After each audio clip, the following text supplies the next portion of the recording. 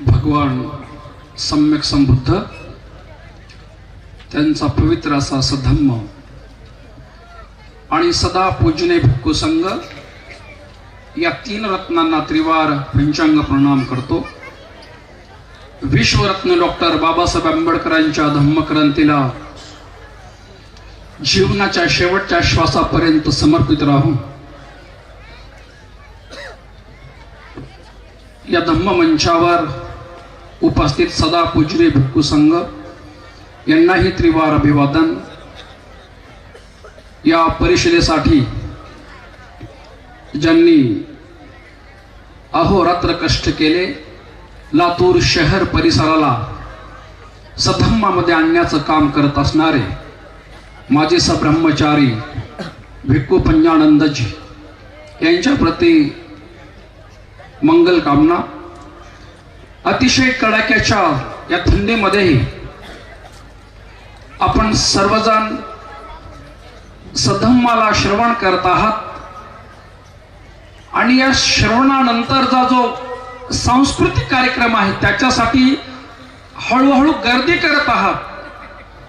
तुम्हा सर्वांसाठी शुभाशिष मंगल कामना। 7 लक्षण सांगितले धम्मराजाने, त्याच्यातलं एक लक्षण जे अपरिहार्य धम्म असं म्हटलेलं आहे। या विश्वात कोणताही समाज या 7 गोष्टींचं पालन करेल त्याला विश्वात कोणीच हरवू शकणार नाही।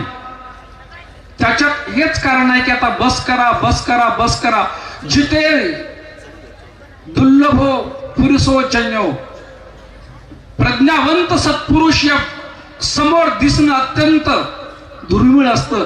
तिथे जो समाज आता आम्हाला नकोय, धम्मदेशींना नकोय म्हणत असेल तर तो नाशाच्या मार्गाने जाण्याचा तो मार्ग निवडू शकतो। पण त्याचबरोबर मी अनेकदा भिक्षू संघाला विनंती करत असतो की प्रत्येकाने वेळेचं भान ठेवलं पाहिजे। त्या वेळेमध्ये धम्मराजांचा सधम्म 84,000 संघामध्ये आहे। माझ्या धम्मपित्याच्या त्रिपिटकाचा मी अभ्यास करतो तेव्हा माझ्या डोळ्यातून धारा वाहतात। माझा धम्मराजा 32 लक्षणाने परिपूर्ण होता। माझ्या धम्मराजाची वाणी सुंदर कोकिळेपेक्षाही सुमधुर होती आणि त्यांच्या एका शब्दावर आपलं सर्वस्व अर्पण करणारे तत्कालीन लोक होते, भिक्खू भिक्खुणी, उपासक उपासिका होते। त्याच्यामुळं या 2,500 वर्षानंतरच्या काळामध्ये जेव्हा तुम्ही सधम्माचं आचरण करण्याची आम्ही जेवढी तुमच्याकडून अपेक्षा करतो तेवढीच अपेक्षा आमच्याकडे पण आहे। आम्ही वागावं कसं, आम्ही बोलावं किती, बोलावं कसं, या सगळ्या गोष्टींची आम्हाला तेवढीच आवश्यकता आहे, तेवढीच आवश्यकता आहे। या मुखामधून बाहेर पडणारी प्रत्येक वाणी ती सोन्याची वाणी असली पाहिजे। याचसाठी केला होता टहास, शेवटचा दिवस गोड व्हावा, एवढीच वाणी या मुखातून बाहेर पडते। त्याला धम्म वचन असे म्हणतात आणि त्यालाच धम्म परिषद असं म्हणतात। मी मोठ्या भिक्षू संघाकडे कधी कधी याचना करतो की बंताजी, जेव्हा परिषद किती वेळाची आहे याचं आधी नियोजन करा आणि त्या नियोजनामध्ये किती भिक्षू संघाला तुम्ही निमंत्रित करत आहात आणि किती भिक्षू कोणत्या विषयावर बोलणार आहेत याचं एक नियोजन करा आणि तो विषय त्याची पुनरावृत्ती झाली नाही पाहिजे याचाही तुम्ही थोडा विचार करा। तुम्हाला जर इथल्या व्यवस्थेशी लढायचं असेल, एवढी प्रचंड मोठी व्यवस्था तुमच्या समोर उभी ठाकली असताना त्यांच्या समोर लढायचं असेल तर तुमच्या प्रत्येक वागण्यात, तुमच्या बोलण्यात, तुमच्या आचरण्यात सधम्म स्थापित झाला पाहिजे। हे नियम आम्हा भिक्षूंना सुद्धा तेवढेच लागू पडतात। धम्मराजांना माहिती नव्हतं या गोष्टी तुमचाच, पण धम्मराजाला सुगतो असं म्हटलेलं आहे। सुगत म्हणजे स्वतःही सुगतीला जाणारा आणि विश्वाला सुगतीला नेणारा तो धम्मराजा बुद्ध असतात। आणि बुद्ध बोलते वेळेस अनेक आयामाने विचार करायचे। धम्मराजा आपल्या मुखातून शब्द काढताना कठोर वाणी बोलायचे नाहीत। भगवंत आपल्या मुखातून धम्मवाणी बाहेर काढताना खोटं बोलायचे नाहीत, खोटी प्रशंसा करायची नाहीत। खोटा एखाद्याला समजा बोलायची वेळच आली तर त्याला बोलण्याचा वेळ आणि बोलण्याची काळ धम्मराजा जाणायची. की धम्मराजावर एकदा आरोप लावला. एक जण येऊन बसला आणि म्हणते, भगवान तुम्ही सुंदर बोलता का? धम्मराजा सुंदरच बोलणार आहे. भगवान तुम्ही जर योग्य वाणी बोलत असाल आणि कठोर वाणी बोलत नसाल तर तुम्ही देवदत्ताला एक शब्द वापरलाय की देवदत्त थुंकलेल्या थुंकीसारखा कनिष्ठ आणि घाण आहे. भगवंत तुम्ही जर सुगत असाल, तुमची वाणी मंजूळ असेल तर देवदत्ताला बोललेला शब्द जो आहे खोटा ठरतो आणि देवदत्ताला जर ते बोललेला असाल तुम्ही तर सुगत आहात असं हे शब्द खोटा ठरतो. धम्मराजा बोलण्याची काळ बोलण्याचा वेळ जाणायचे. धम्मराजाने त्या राजाला उदाहरण दिलं, तुझा बाळ त्या राजाचा बाळ मांडीवर बसलेला होता. राजन तुझ्या बाळाने जर तुझ्या न जाणता तोंडात एखादा खिळा जर गिळला आणि तो तिथे अडकला, तू काय करशील? भगवंत माझा बाळ अति प्रिय आहे, त्या बाळाचं तोंड मी वर करेन. आता वेगवेगळ्या शब्दाची बनतीची बोलले. तीच पद्धत आहे सांगण्याची. पण अशा गोष्टी असतील ज्यामुळे मानवांच्या अंतकरणातल्या कामाग्नी प्रज्वलित होता कामा नये याचे आम्हाला भान असलं पाहिजे. शब्द तोच आहे, तुमचं चित्त शुद्ध आहे. भैतेजी बोलले त्यांचं चित्त अत्यंत शुद्ध आहे. पण जेव्हा ऐकणारा वर्ग आहे आणि ऐकणाऱ्या वर्गाच्या अंतकरणात जर वासना निर्माण होईल, त्यांच्या अंतकरणात कामछंद निर्माण होईल, त्यांचं अंतकरण चंचल होईल, तर ती भाषा सुद्धा बोलताना तेवढं मर्यादित राहणे आमचं कर्तव्य आहे. अर्थात तुम्ही त्या मार्गावर असाल, तुम्ही उंच ध्यानामध्ये गेला असाल, तुम्ही हा तुमचा वैयक्तिक विषय आहे. पण तो शब्द ऐकते मानते वेळेस त्या शब्दाचा प्रादुर्भाव, त्याचा दुष्परिणाम इतका हलक्या लेवलला जाऊन पडतो. कारण अंधभूतो अयं लोके तळुकेत विपස්සती. हे जग सगळं आंधळं आहे आणि आंधळ्या लोकांना ती समजत नसल्यामुळे तुमच्या वाणीत, तुमच्या शब्दात, तुमच्या सधम्मामध्ये मी तुम्हाला सांगत होतो, तो राजा त्या बाळाचं तोंड आम्ही करेन आणि त्याच्या तोंडात माझी बोटं टाकेन. प्रसंगी माझ्या बाळाच्या जिभेतून, माझ्या बाळाच्या गळ्यातून रक्त आलं तर चालेल, पण तो खिळा मी बाहेर काढेन. भगवंत म्हणाले, मग त्याला त्रास झाला तर? भगवंत त्याला त्रास जरी झाला तरी त्याच्या कल्याणाचा तो त्रास ठरेल. तेवढं करावं लागेल ना. तसं भंतेजी जेव्हा बोलतात तेव्हा ती योग्य वाणी बोलतात, म्हणून ते सुगत असतात तुमच्यासाठी.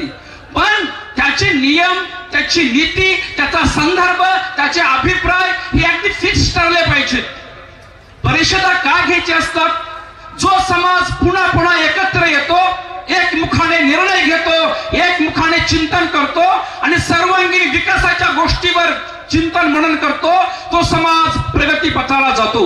म्हणून परिषदांची तुम्हाला आवश्यकता आहे.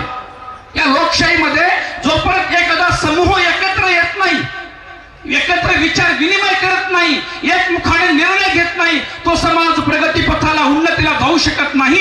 म्हणून परिषदांची गरज आहे.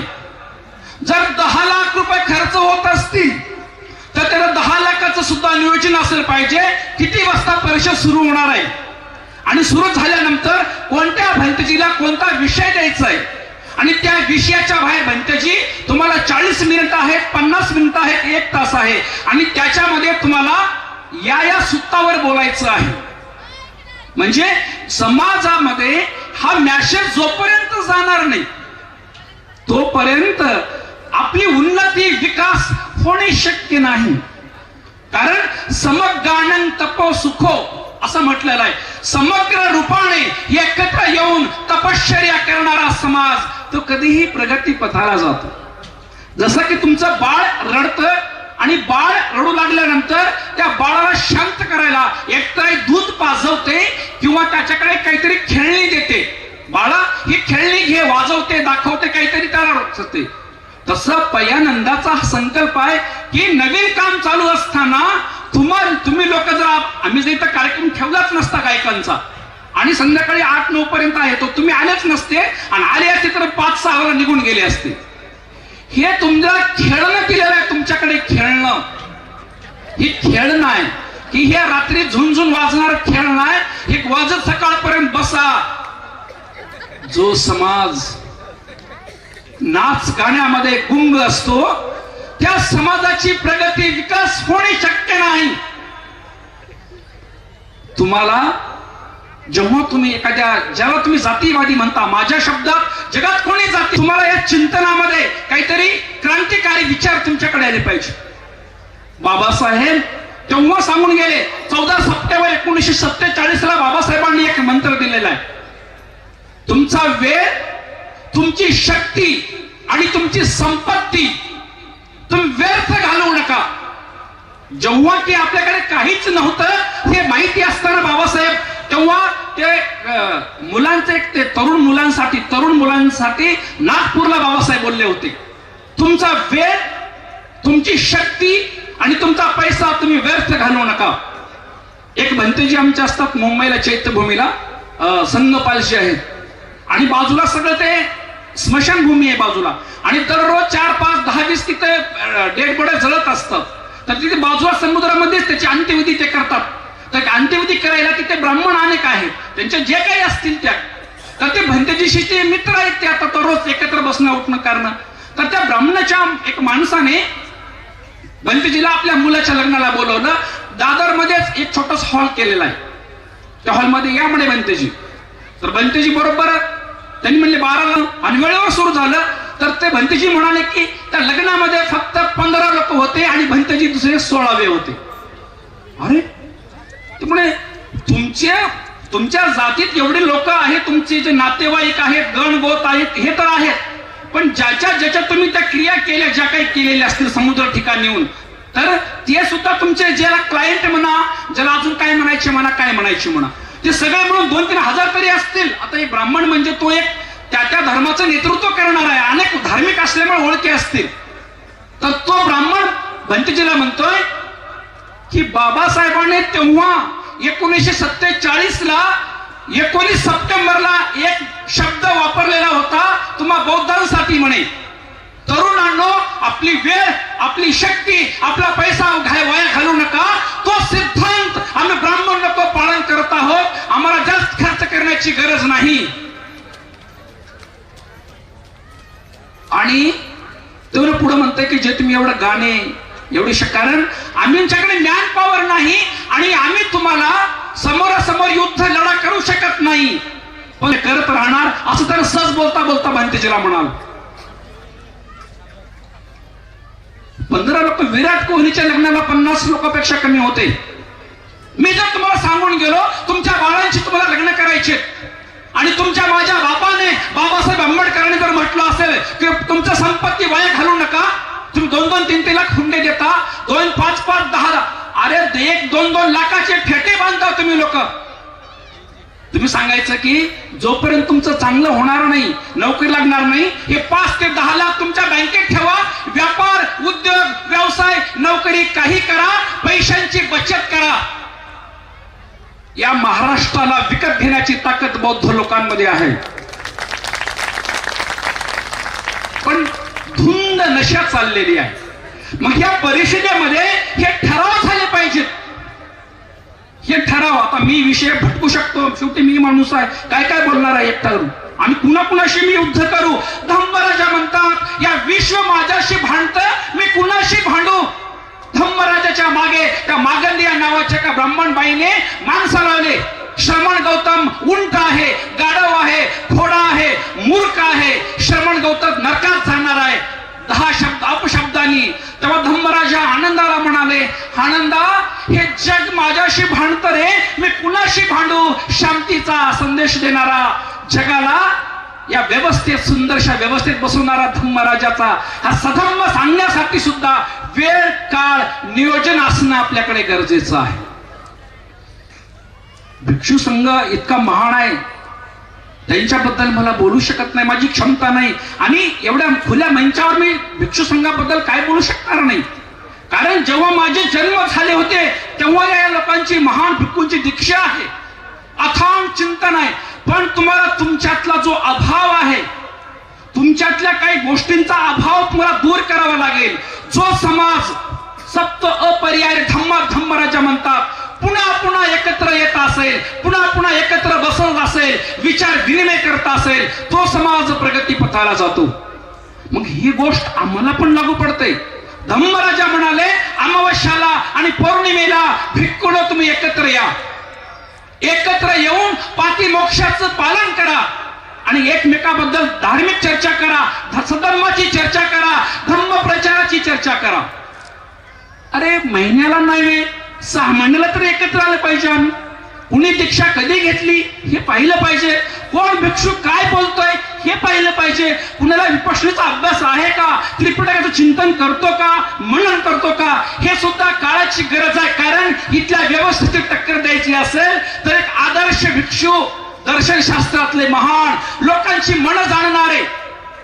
धम्मराजाची एक विशेषता आहे, धम्मराजाच्या सभेमध्ये 1,00,000 लोक असायचे आणि त्यांच्या 32 लक्षणातला एक लक्षण आहे की 1,00,000 लोकांच्या सर्वात शेवटी धम्मराजाचा आवाज जायचा, सुमधुर आणि कोकिळेसारखा. भगवंताच्या सभेमध्ये कुणाला जर खोकला लागला तर ती बाई म्हणायची, माझ्या धम्मराजाची वाणी माझ्या कानावर पडायची नाही, आणि कानावर पडली नाही तर माझं कल्याण होणार नाही, तू शांतपणे तोंडावर रुमाल देऊन खोकेल, असं त्या बाया म्हणायच्या. रात्रंदिवस सधम्माची प्रवचन चालायची त्या काळामध्ये. त्या सुवर्ण काळाचे साक्षीदार व्हायचं असेल, कारण ज्यांचे आदर्श महान असतात ती लोक निश्चित महान असतात. तुम्ही महान आहात, आपण निश्चित महान आहोत, पण प्रत्येकाला कमी वेळेमध्ये तुम्हाला नियोजन करावं लागेल. थायलंड देशात जर तुम्ही गेलात ना तर तिथे नाव टाकल्याबरोबर त्याचा पूर्ण बायोडाटा येतो त्या भिक्षूचा. कुठे राहतो, दीक्षा कधी, प्रवजा कधी, शिक्षण कधी, ह्याला बोलता येतं का, ह्याला वागता येतं का, सगळं त्याच्याकडे चालतं. आता समजून चला, लातूर जिल्ह्यामध्ये कोणता भिक्षू आला, लातूर शहरात आला तर सर्वप्रथम त्याने पयनंदाकडे आले पाहिजे, बंतजी तुमच्या जिल्ह्यात मी आलेलो आहे म्हणून. मग ह्यांनी मला कुठून आलास क्लिक केल्याबरोबर तिथलं त्याचं गाव नाव दिसलं पाहिजे. कोणी बी येतो, सिद्धांत चुकीचे मांडतो, दान मागतो, इकडे तिकडे जातो. म्हणून तुम्हाला सामंजस्यपणे एकत्र बसण्याची भूमिका जोपर्यंत येणार नाही तोपर्यंत आमची उन्नती होणे नाही. बघा, भिक्षू संघावर चिखलफेक चालते. पूजने भदंत उपकोपची महास्तवीर यांच्यावर चिखलफेक केली मागे. पयंजीला एवढा त्रास दिलेला आहे. आता काल अहमदपूरला परिषद झालेली आहे आणि जिथे भिक्षू तिथे आमचे हेच भिक्षू आले होते, धम्मसेवकजी महास्तवीर. मग तुम्ही म्हणलं पाहिजे की गेल्या 20 वर्षापासून या सधम्म सेवक महावीर आहे, आधी त्याला विचारा प्रथम. तिथे मला यायचं असेल तर मी विचारेन, भिक्षू महावीर तिथे आहे त्याला विचारा. मग समाजातले काही लोक भिक्षू संघातही फूट पाडालेत आता. मग तुम्हाला जायचे कुठे जेव्हा या व्यवस्थेशी तुम्हाला लढायचं असेल? तुम्ही ट्रेनिंग पाहिलं का? मी कुण्या जातीचं, धर्माचं, पंथाचं नाव घेणारा व्यक्ती नाही. समग्र त्रिपिटकाचा अभ्यास करण्याचा प्रयत्न करणारा चिमुकला जीव आहे. पण धम्मराजा अशोकाची एक वाणी मला आठवते, त्याचा शिलालेख सापडलाय. जो दुसऱ्याच्या धर्माची टीका करतो तो स्वतःच्या धर्माची कबर खोदतो. जेव्हा तुम्ही इतरांना वाईट म्हणाल ना, ते तुम्हाला चांगलं कधीच म्हणणार नाही. इथल्या व्यवस्थेशी जर तुम्हाला लढायचं असेल, आता 22 विषय निघालेला आहे. तुम्हाला प्रत्येक ठिकाणी तुमचे मापदंड क्लिअर पाहिजे. किती त्याला म्हणजे त्याच्यावर जोर द्यायचा आहे, ती आज गरज आहे का? मी म्हणतो 22 याला मानणार नाही, त्याला मानणार नाही, त्याला मानणार नाही. म्हणून तुम्ही बुद्ध होता का? तुम्ही या व्यवस्थेमध्ये मला झोप लागत नाही. कधी कधी एका गावात गेलो मी, तिथे आपले 5 घर आहेत. त्या 5 घरामध्ये लग्न होतं, मला बोलवलं ते बीड जिल्ह्यामध्ये. कसं आहे, जाती आता कशी चालते. आणि 4-5 घरात त्यांनी गाणं लावलं. त्यांनी भीमा कोरेगाव, भीमा कोरेगाव, आता तर 14 कोटी तुम्हाला कापून टाकू गाणं. यांची गाणे किती विचित्र आहेत. मग ते कुठेही कारण लावतात आणि तुला कापून टाकतात, तुमची फेरत घेत नाही. तो नाशिककडे जो मुलगा मेला ना रिंगटोन लावल्यामुळे, याच्यावर चिंतन मनन करणं गरजेचं आहे. झाला बामणाचा जावई, झाला बामणा. तुम्हाला मी सांगून जातो, कदाचित मध्ये माझं चिवर पण निघू शकेल, मला भीती नाही. कारण मी रडतो, मला तुमच्यासाठी मी काय करू सांगा. मी जीवन अर्पण करतो, मी जळून मरतो तुमच्यासाठी, तुम्ही सांगा फक्त. पण जेव्हा सधर्माचा अभ्यास केलेला आहे ना, या ज्या ज्या गोष्टी समाजाला मारक आहेत त्या दूर राहून आपण अंतःकरणात, अरे नालागिरी हत्तीवर विजय मिळवणारा माझा धम्मराजा, अंगुलीमार तलवार घेऊन आला, त्याला जिंकणारा माझा धम्मराजा कसा मैत्रीवान असेल. म्हणून तुम्हाला एक कवच कुंडल तयार करावं लागेल. तुमच्या मागे कोणीच नाही, तुमच्या पुढेही कोणी नाही, तुमच्या मागे कोणी नाही. आमचे मातांग बांधव आता अबकड मागतायत. एक जात पुढे गेल्यामुळे वर्गीकरण करा. आणि वर्गीकरणाचा अभ्यास सुरूही केला, प्रस्ताव देऊन त्यांनी. करता येईल तो करता येईल, पण धमकी तर दिली ना. म्हणजे इकडून प्रस्तावान तिकडून प्रस्तावान बघा. आणि ते आता बिचारे आपलेच आहेत. मातांग भाऊ म्हणजे आपण एकच आहोत. मी माझ्या काळेगावमध्ये मातांग समाजाच्या अंत्यविधीला जातो तर पंचशील घेतात ते लोक, एवढं त्यांना मी बनवलंय. पण बघा ते लोक जय लहुजीन जय, म्हणजे कुठं त्यांना बाबासाहेबांचं काही संघट नाहीत, नाव सुद्धा घेऊ वाटत नाही. म्हणजे म्हणून तुम्हाला मी कुणालाच विरोध करणार नाही. जो समाज माझ्या धम्मराजाच्या आचरणाने चालेल, या विश्वात तुम्हाला कोणीच हरू शकणार नाही. फक्त या 7 गोष्टींचं पालन करा, माझी नम्र विनंती आहे तुम्हाला. तुमचे बाळ लग्नाला आले ना, लग्न आता मोठे बंदच करा तुम्ही. नोकऱ्या बंद केल्या सगळ्या. खाजगीकरण आहे, कंपन्या 10-12 हजारात काय करणार आहे तुमची बाळ. तुमच्या बाळांच्या नावावर कमीत कमी जेवढा लग्नाचा खर्च आहे तेवढा मुलीला देऊन टाका. जिला घरी सुखी राहाय 2 लाख घेऊन जा. आणि ते 2 लाख फिक्स करा. बाळ जन्माला येता येता त्याचं काहीतरी होणार आहे, पैशाने पैसा जोडावा लागेल. जो समाज एका गावात 30 घर आहेत, एका डोक्याला 1000 रुपये पट्टी लावली गेल्या वर्षी जयंतीला. मी म्हणालो एवढी पट्टी लावू नका, तर 1.5 लाख गोळा केले त्या लोकांनी. मी रडलो. एक बाई उठली, लावा 2000 लावा म्हणली. नको म्हटलं. मी शांत बसलो. 70,000चा डॉल्बी आणला, 40,000चा गायक आणला आणि 40,000 खाण्यात आणि जयंतीला लावले. तुमचा नाश करायला दुसऱ्या शक्तींना यायची गरज नाही. कोरून ठेवा. भिक्षू संघाला माझी विनंती आहे, त्यांनी पण ऐकायला पाहिजे, तुम्ही पण ऐकायला पाहिजे. कोणत्याच एका समाजाला दुसरा समाज कधीच नष्ट करू शकत नाही. लक्षपूर्वक ऐका. कोणत्याच समाजाला दुसरा समाज नष्ट करू शकत नाही. तोच समाज स्वतःच्या समाजाला नष्ट करू शकतो. जर भविष्यात कधी जर धम्म नष्ट झाला तर आपलेच लोक त्याला नष्ट करणार आहेत. ते सिद्धांत आहे. कारण ज्या सधम्मावून जेवढे लोक कमी प्रतिपादन करत चालतील तो धम्म क्रमशः नष्ट होतो, क्रमशः नष्ट होतो. अजून आजपासून कंप्लीट 2500 वर्षाच्या शेवटच्या वैशाख पौर्णिमेला समग्र त्रिपिटकाला आग लागणार आहे. एक भिक्षू दिसणार नाही आणि बुद्ध शासन तिथे नष्ट होणार आहे. कारण ज्या धम्माच्या पथाने चालणारे लोक जेवढे कमी, सारंच सारतो यत्वा असारंच असारतो, जे साराला सार समजत नाही त्या लोकांची हानीच होणार आहे ना. त्यांची हानी, त्या हानीपासून वाचण्यासाठी तुम्ही बुद्धगयेला सहर जाऊन बघा. एकाच बाईनं 300 किलो सोनं त्या बुद्धगयेच्या मेन कळसाला लावलंय. थायलंडची एकच बाई आहे. ती म्हणाली वरपासून खालीपर्यंत मी बुद्ध धम्म संघाची उपासिका असल्यामुळे समर्पण करते, त्याला सोन्याने मडवते. पुरातत्व विभागाकडे असल्यामुळे त्याला मान्यता नाही. तुम्ही जर संकल्प करा माझ्या गळ्यातले 2च मणी इथं देऊन जाते, 10 कोटी इथं आज तयार होतात. आज तुम्ही गाणे ऐकायला येणारे लोक काय देणार आहोत तुम्ही? हसता पण अजून बेशिस्ताशी नाही चालते. तुमच्या माझ्या धम्मपिताने 7व्या वर्षी आपल्या घरला आले कपिलवस्तूला धम्मराजा. 7व्या वर्षी बुद्धत्व प्राप्तीनंतर चारिका करू लागले. शुद्ध जनाने त्यांना बोलवलं होतं जेवायला, तर चारिका केले. माझ्या बुद्धांची परंपरा आहे, हातात पात्र घेऊन चारिका करायची. आणि वरून यशोधरा पाहते आणि म्हणते राहुला ते सगळ्या समोर चालतायत ना, ते तुझे पिता आहेत, जा आणि त्यांना तू संपत्ती माग. चिमुकलाय राहुल आहे 7 वर्षाचा, 11ची वेळ आहे, अंगावर ऊन आहे भगवंताच्या. तू धावत येतो, एवढा कोरा पाण आहे, सुंदर लांब केसांचा आहे आणि ती केस कुरळे आहे त्याचे. हे पिताश्री, हे पिताजी, मला तुमची संपत्ती हवी आहे, ती संपत्ती मला द्या. शक्य वंशी सुगंधी फुलारे, राहुला काय मी देऊ सांग तुला रे. हे हिरे माणिक मोती कदाचित जळून जाणार आहे, नष्ट होणार आहे, पाण्यात वाहून जाणार आहे, चोर चोरून येऊ शकतात. राहुला हीच विश्वातली ही भिक्षा पात्र घे आणि जन्म मरण्याच्या दुःखातून बाहेर पड. 7व्या वर्षी आपल्या बाळाचे कुरळे केस कापून त्याला संघात दीक्षा देणारा हा तुमचा माझा बाप, या विश्वाचा धम्मपिता गौतम बुद्ध कसे असतील? बाळ पुन्हा घरला गेला नाही, माझ्या आईला एकदा पाहतो म्हणा गेला नाही वापस, माझ्या आईचं यशोधरेचं मुख बघून येतो म्हणून गेला नाही वापस.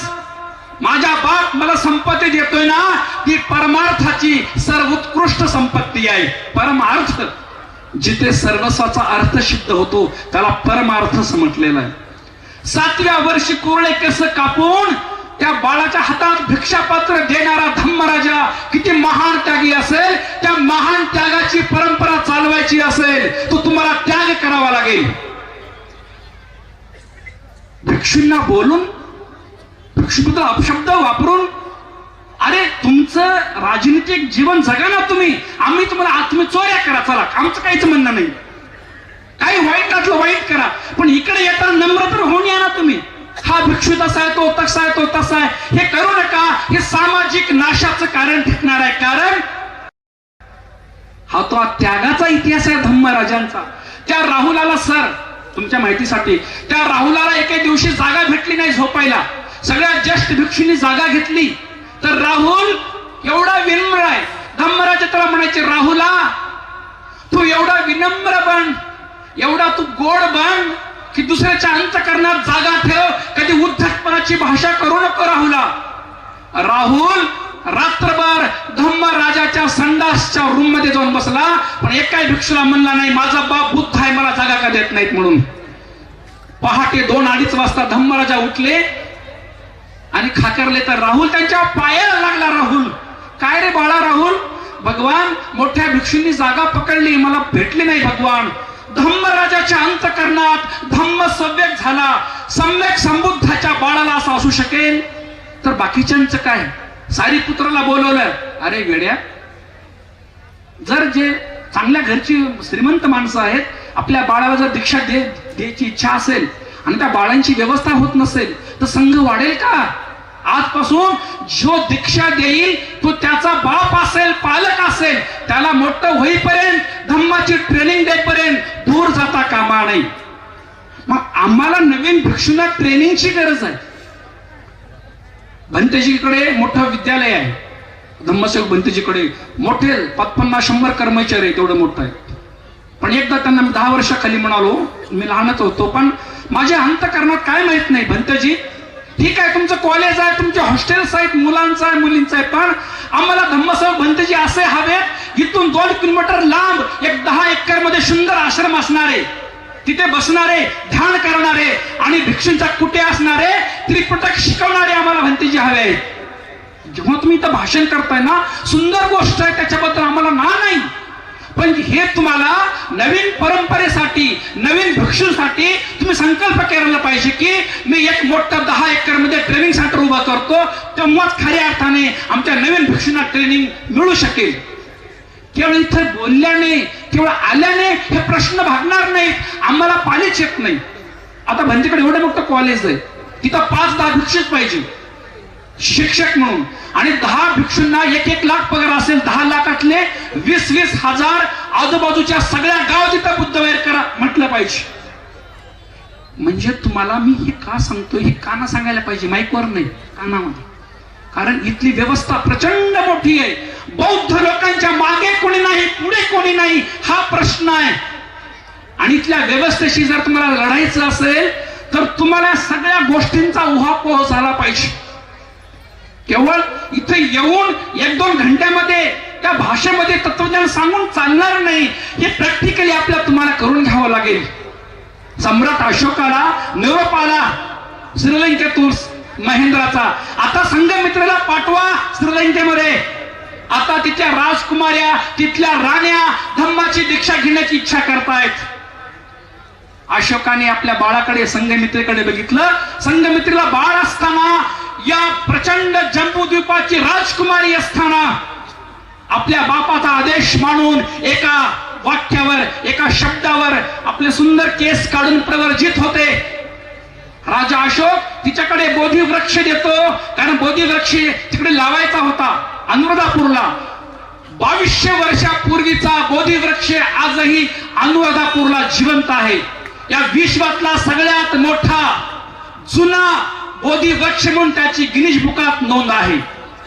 तो आता दिसत नाही, त्याला सेफ केले, हल्ले झालते मागे, त्याची अनेक बीज लावली नंतर. तर ती संघमित्रा तो बोधी वृक्ष हातात घेऊन 4-5 भिक्षुणी घेऊन सेवक घेऊन गुजरात मार्गे राजा अशोक कच्छच्या समुद्रात उतरला आणि संघमित्राची नाव अशी पुढे ढकलली. पुढे ढकलून तो आपल्या गळ्याभर पाण्यात राजा अशोक गेला. माझी प्राणप्रिय संघमित्रा आता याच्यानंतर मला कधीच दिसणार नाही म्हणून हात जोडून संघमित्रेकडे बघू लागला आणि त्या बोधी वृक्षाकडे बघू लागला. जोपर्यंत संघमित्रा तिची नाव एका सुईच्या टोका एवढी होत नाही तोपर्यंत राजा रडत होता आणि हात जोडून माझ्या धम्मासाठी माझी बाळ दान केलं म्हणत होता. याला त्याग असे म्हणतात. एकाला आमच्या उपगुप्त भंतेंना एकदा प्रश्न विचारला एकाने, भारत बौद्धमय कधी होणार? भंतेजी म्हणाले, ज्या दिवशी महाराष्ट्रातल्या आणि भारतातल्या बौद्ध बायांना असं वाटेल की माझा पहिला बाळ भिक्खू संघाला मी अर्पण करेन, त्या दिवशी भारत बौद्धमय झाला. काय खायच्या गोष्टी आहेत का, भाषण करायच्या गोष्टी आहेत काय? हे सगळं हॉलमध्ये बसून ठरलं पाहिजे. मला सांगा, ज्याला तुम्ही जातीवादी म्हणता ते संघटन कसं का असणार, तो त्यांचा विषय आहे. शत्रूने शत्रूचं वाईट चिंतलं पाहिजे, मी या मताचा आहे. शत्रू जर असेल, शत्रूचा वाईट चिंततो की चांगलं चिंततो सांगा बरं? वाईट चिंततो ना. मग शत्रूच्या चिंतनावर विचार करून त्या गोष्टी बाजूला सारण्याची क्षमता आपल्यात पाहिजे.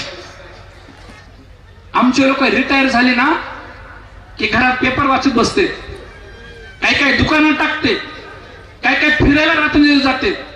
आणि त्यांची लोक रिटायर झाले, क्लास अधिकारी रिटायर झालं की बायकोला म्हणताय, हे पेन्शन तू आणि बाळ आता मी त्या संघटनेचं काम करायला जाणार म्हणते. आता मी नाव घेणार नाही, रेकॉर्डिंग आहे आणि मी भित्रा व्यक्ती आहे, कुणा जातीचं धर्माचं पंथाचं नाव घ्यायची मला इच्छा होत नाही. हा फरक आहे. बाबासाहेब म्हणतात, ब्राह्मणाच्या बाईचा नावच घेऊन टाकतो, ब्राह्मणाच्या बाईला डोहाळा लागतो. जिल्ह्याची कलेक्टरची जागा कधी खाली होईल, माझा बाळ कलेक्टर कधी बनेल, या ब्राह्मणाच्या बाईला डोहाळा लागतो. फरक किती आहे बरं का. उद्याचा परिणाम मला माहिती नाही, माझ्यासाठी काय होणार आहे ते. मी लय मोठं चॅलेंज घेतले हातावर, जे कुणी महाराष्ट्रात घेतलं नाही ते चॅलेंज घेऊन बोलतोय अजून. डोहाळा, आणि तुम्हाला डोहाळे लागतात हे तबल्याचे, पिटीचे, सुराचे वाद्य वाजवायचे. नाश अटळ आहे, नाश अटळ आहे. कारण गर्भात बाळ महामायेला जेव्हा स्वप्न पडलं, तिच्या स्वप्नामध्ये सफेद हत्ती आला आणि सफेद कमळ घेऊन आला. हे महामाया, मी तुझ्या पोटी जन्म घेऊ इच्छितो. त्याच दिवशी आषाढ पौर्णिमेला सकाळी तिनं अष्टशेळ घेतलेला आहे, 4 लाख दक्षिणा दान दिलेले आहेत. आणि आपल्या झोपेच्या कक्षेत गेल्यानंतर तिला स्वप्न पडतं. स्वप्नाचा अर्थ तिला सांगितलं जातो की तुझ्या पोटी दिव्य बालक येणार आहे आणि विश्वाचा अंधकार दूर करणारा बालक येणार आहे म्हणून. माऊल्यांनो, बाळाला जन्म देताना 100 वेळा विचार करा. जेव्हा नवरा बायको एकत्र येतात तेव्हा लय मोठी जबाबदारी आहे तुमच्याकडे. शील पालन करून, धम्माचं तेजस्वी तप करून, एकमेकाला विचार विनिमय करून बाळाला जन्माला घाला. आणि बाळ जन्माला येईपर्यंत ते गर्भात असताना सुद्धा सुसंस्कार द्या, विपश्यना करा, अन्नपान करा. बाबासाहेबांच्या चेहऱ्याकडे बघायला शिका. माझा बाळ माझ्या बाबांसारखा झाला पाहिजे, माझ्या धम्मपितांसारखा झाला पाहिजे, तेव्हा तेजस्वी बाळ जन्माला येतील. रात्रंदिवस टेभा बघितल्यामुळे, काही वेगळ्या खाल्ल्यामुळे, ब्रह्मचर्याचं पालन न केल्यामुळे ते गडबड होते. जर दारू पिऊन जर नवरा तुम्ही एकत्र आलो तर गडबडच होणार आहे. एक बाई आली भंतेजीकडे, म्हणाली, भंतेजी, हा 20 वर्ष झालंय बाळाला, आता दारूच्या नदी लागलाय म्हणे, हा आजपर्यंत काहीच केलं नाही. भंतेजी म्हणाले, तुझ्या घरात कोणी दारू पितंय का? नाही. तुझा भाऊ माय कोणी बाप बहीण भाऊ जे कोणीच पेत नाही. तुझा नवरा सुपारी सुद्धा खात नाही. मग कसं? आधी पित होते म्हणे, आधी कधी लग्न झाल्यात लई पित होते म्हणे 2-4 वर्ष. ते परिणाम आहे. ते बरोबर त्याची तरंग तिकडे लागते ना, ते बरोबर तिकडे येते, ते खेचत बसते तर पुन्हा पेर लेकरू. मग वेसांतराच्या जन्मामध्ये असो किंवा दुसऱ्या जन्मामध्ये गर्भात बाळ आल्याबरोबर दान करण्याची इच्छा त्यांच्या माता करतात बोधिसत्वांच्या. ज्याला तुम्ही धार्मिक, त्याला तुम्ही जे जातीवादी म्हणता ना, ते कुण्या एखाद्या त्यांच्या ज्याला ते आदर्श म्हणतात, कधी डॉल्ब्या लावून जयंत्या केल्या त्यांनी? दणक कधी नाचले त्यांनी? काळाप्रमाणे बदलायला शिका. जिल्ह्याला मेडिकल कॉलेज उभं झालं पाहिजे एवढी शक्ती एका जिल्ह्यामध्ये आहे. तुमचं सगळं मंगळसूत्र इथं गल्ल्यात जमा करा तुम्ही, भंतीजी उद्या मेडिकल कॉलेज उभं करतील ते. एवढी ताकद आहे तुमचा. आता दुसरा विश्वास, भामट्या लोकांवर विश्वास आहे नाही तुम्हाला लोकांचा. धर्मगुरुच हे सगळं करू शकते. श्रीलंकेला राजधर्म आहे. श्रीलंकेचा तिथला राष्ट्रपती महिन्याला 2 महिन्याला तिथल्या भिक्खू संघाला घेऊन बसतो चिंतन करायला, मी कसं राज्य करू म्हणून. तुम्हाला या भारताला जर सोन्यानं नटवायचं असेल, विचारानं नटवायचं असेल, तर तुमचा प्रज्ञेचा प्रकाश इतर जातींच्या लोकांकडे गेला पाहिजे. म्हणून बुद्ध विहार खेडोपाड्यांची निर्माण करून ते ज्ञानाची केंद्रे बनवा. जयंती झाली की त्याच्यातले 20,000 उरवायचे आणि तिथे लायब्ररी उभी करायची. त्या लायब्ररीमध्ये कोणती बाई बसायची काठी घेऊन, सगळ्यांची लेकरं बाळ इथं आली पाहिजे. 3 घंटे अभ्यास केला पाहिजे. 9, 10, 11 पर्यंत अभ्यास करून तुमचे बाळ घरला गेले पाहिजे. तेव्हा वर्षाला, 2 वर्षाला, 4 वर्षाला लाल दिव्याची गाडी तुमच्या दारात येऊ शकते. तुम्हाला कोणीच हरवू शकत नाही. सोप्या गोष्टी. उद्या मी जीवन पाहतो ते नाही.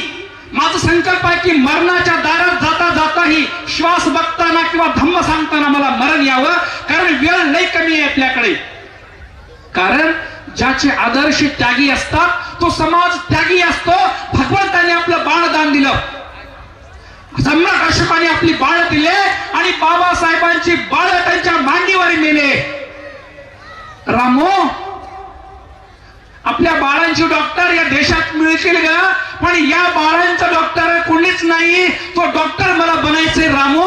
आपल्या पत्नीच्या आसरू पुसून परदेशात जाणारा तुमचा माझा बाप डॉक्टर B.R. आंबेडकर आहे. त्याच्या तरी थोडं लक्ष द्या.